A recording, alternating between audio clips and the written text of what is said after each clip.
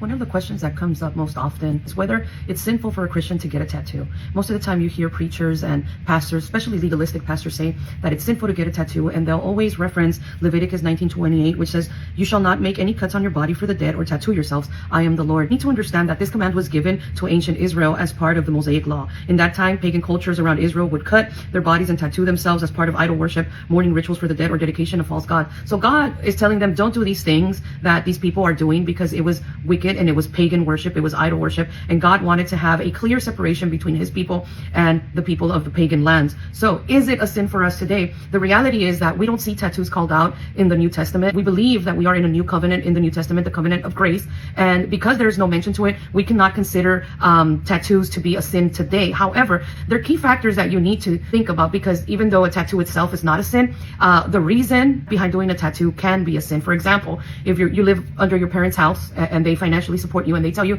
don't get a tattoo, but you still go and get it, it's a sin. Not because you got a tattoo, but because you disobeyed your parents, and you're supposed to honor your parents. Also, if you're getting tattoos that are in any sense worshiping idols or pagan worship or any type of rituals outside of Christianity, that can also be considered a sin. However, I do want to call out those pastors that say that it is absolutely sinful and they send people to hell because they're taking this verse out of Leviticus 19. I want to ask them, will you also apply the same rule to Leviticus 19:19, which says, "You shall keep my statutes. You shall not let your cattle breed with a different kind. You shall not sow your field with two kinds of seed, nor shall you wear a garment of cloth made of two kinds of material." The majority of us are always wearing apparel that has two kinds of material. If you look at the care label, the content and care label, it's always going to say something like 50% cotton, 50% polyester, 90% polyester, 10% rayon, etc. There's always going to be a blend. So if you're going to follow Leviticus 19:28, you need to follow Leviticus 19:19 and everything else that's in that chapter. But when you bring these things, people will always say, "Oh, we're not under the law anymore, we're under grace."